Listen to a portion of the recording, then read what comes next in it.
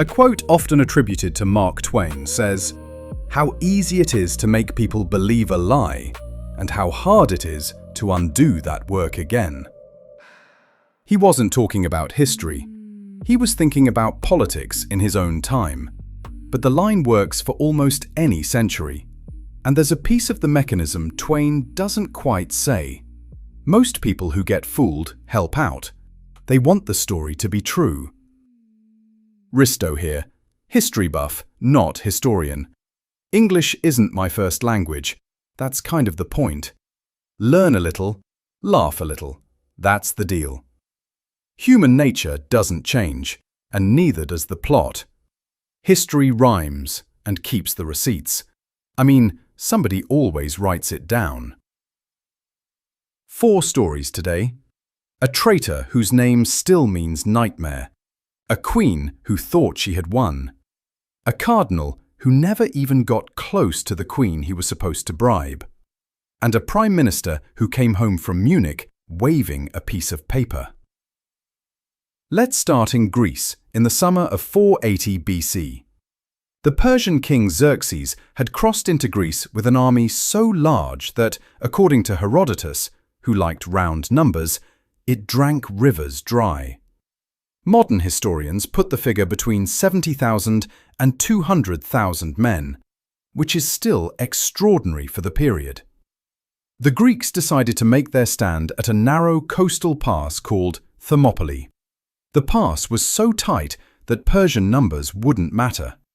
The Spartan king Leonidas held it with 7,000 allied Greeks. For 2 days, they held off the entire Persian army. And then a local man named Ephialtes walked into the Persian camp. What he told Xerxes was simple. There was a goat path, known to the locals, that wound through the mountains and came out behind the Greek position. If the Persians took that path, Leonidas would be surrounded. Ephialtes wanted a reward. Xerxes was delighted. When Leonidas learned the Persians were coming around behind him, he sent most of his troops home and stayed behind with 300 Spartans and a few hundred Thespians and Thebans to cover the retreat. He died on the 2nd morning, fighting in a circle on a small hill. The rest is legend. Now here's the detail almost nobody knows. Ephialtes in Greek means nightmare. The word still means the same in modern Greek today, 2,500 years later. That is how completely this man's name was absorbed into the language as a symbol of betrayal. Imagine becoming so infamous that your name turns into the word for a nightmare. What happened to him afterwards is less heroic than the Spartans' last stand, and less clear. According to Herodotus, the Persians lost the war within the year. Xerxes went home, his treasury went home, and Ephialtes was left in Greece with a price on his head. He fled north. Years later, he was killed by another Greek, over what Herodotus says was an unrelated dispute, though the Spartans gave the killer a reward all the same. The traitor had asked for money and got, in the end, nothing but his name in a dictionary. Move forward about 2,000 years to France in November 1630. Louis XIII had been King of France for 20 years, but the real power in the country was a debate. On one side, his mother, Marie de Médicis, the queen who had been regent during his childhood, who still expected to be consulted, who had her own court at the Luxembourg Palace. On the other side, her former protégé, Cardinal Richelieu, who had become the king's chief minister and was running France with an iron grip, taxing the nobles, crushing the Protestants, pushing toward war with Spain. Marie hated Richelieu. She had brought him to power, and now he ignored her. By 1630, she had decided he had to go. In September of that year, Louis XIII fell so seriously ill that he was given last rites. He was 30 years old, and he had no living son yet. If he died, the throne would pass to his younger brother Gaston, and Gaston was firmly in his mother's camp. So Marie spent September preparing for what looked like the inevitable. Richelieu would be dismissed the moment Louis died, maybe sooner. But Louis recovered, and then, on November 10th, the confrontation came. Marie de Médicis cornered her son in her own palace, the Luxembourg, with Richelieu present. She wept, she raged, she demanded the cardinal's dismissal. Richelieu, who was supposed to be barred from her quarters, entered through a private chapel door that someone had forgotten to lock. He found mother and son mid-quarrel. He fell to his knees. The king, exhausted and embarrassed, walked out of the room without a word. The court instantly assumed Marie had won. Everyone thought Richelieu was finished. Courtiers who had ignored her for years suddenly came back to bow. Ambassadors wrote home that a new era was beginning. The whole city of Paris assumed by that evening that Richelieu had fallen. But Louis had gone to his hunting lodge at Versailles, at the time a small building, not yet the palace it would become, and he was thinking. By the next morning, he had decided. He summoned Richelieu. To summon someone when you're a king means to order them to come to you immediately, no excuses. He did not summon his mother. He confirmed the cardinal in office with even more powers than before. Marie de Médicis was placed under house arrest. Within months, she fled France and never came home. She died in exile with very limited means in Cologne 12 years later. That single day, November 11th, 1630, is called the Journée des Dupes, the Day of the Dupes. Not because Marie was the only dupe, but because everyone was. The courtiers were dupes for bowing too early. The ambassadors were dupes for writing premature dispatches. Marie was the biggest dupe of all, because she had assumed her son would always do what his mother said. And underneath all of it, Richelieu, the supposed loser, had won. Permanently.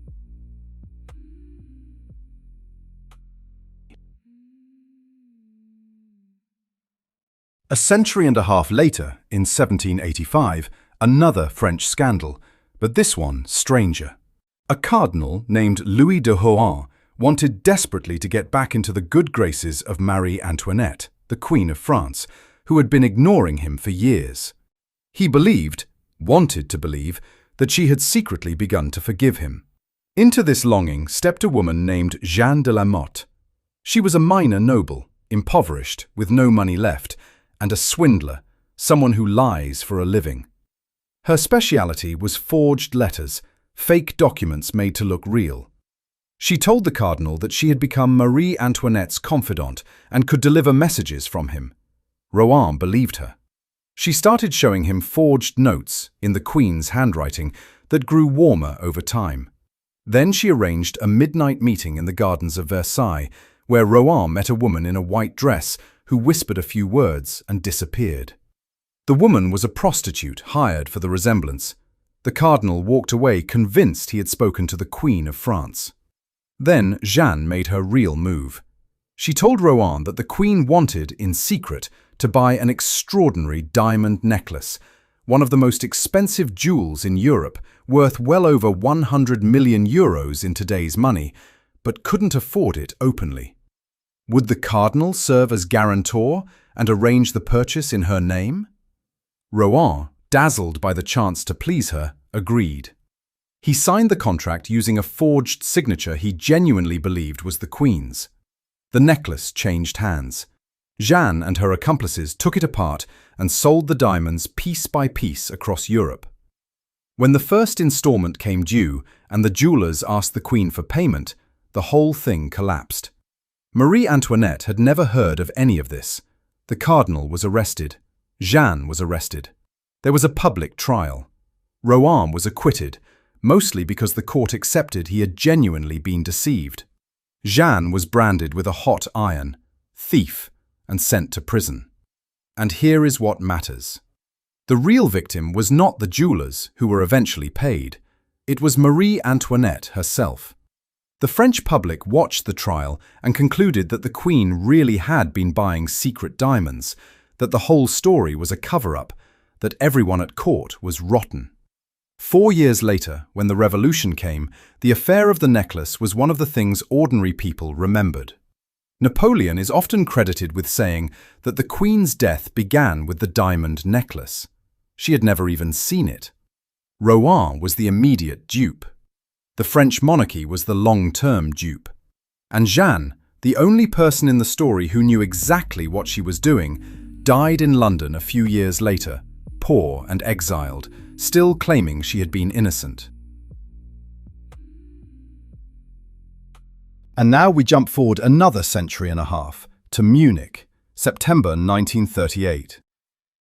Adolf Hitler had spent the summer threatening to invade Czechoslovakia over a region called the Sudetenland, where many ethnic Germans lived. The Czechs had a strong army and good defences in the mountains, but they were small. The question was whether France and Britain, Czechoslovakia's allies, would fight to defend them.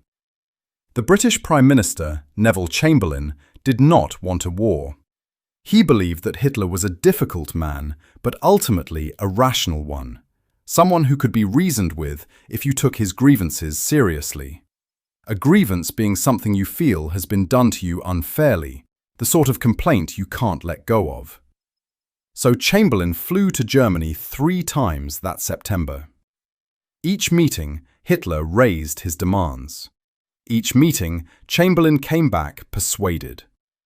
On September 29th in Munich, the deal was signed. Czechoslovakia, which had not been invited to the conference about its own territory, would hand over the Sudetenland to Germany.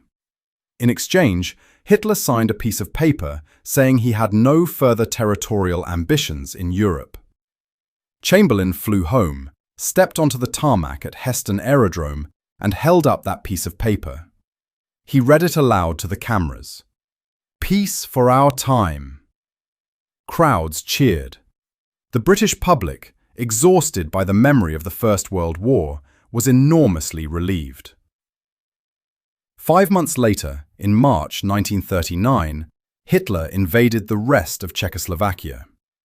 6 months after that, he invaded Poland, and the Second World War began. Chamberlain was the dupe, but calling him a fool misses the point. He was an intelligent, experienced politician who genuinely thought he was preventing the kind of slaughter he had lived through in 1914 to 18. He wanted the deal to work because the alternative was unthinkable. And Hitler, who was a kind of genius at reading what other people wanted to believe, gave him exactly what he was looking for. A piece of paper, a handshake, a reasonable-sounding set of demands. The Trojans opened their gates because they wanted the war over. Chamberlain signed Munich because he wanted it never to start. Anyone who has stayed in a relationship a year longer than they should have, ignoring signs that were everywhere, knows exactly how the cardinal felt. We don't get fooled because the lie is good. We get fooled because the truth is worse. 4 dupes, 4 centuries, and not one of them was tricked by genius. Each was fooled because he wanted the story to be true. A lie that flatters lasts longer than the truth that corrects it. I'm Risto. Thanks for listening. See you next time. If you enjoyed this, the easiest way to support the show is to subscribe. That way, you won't miss the next one.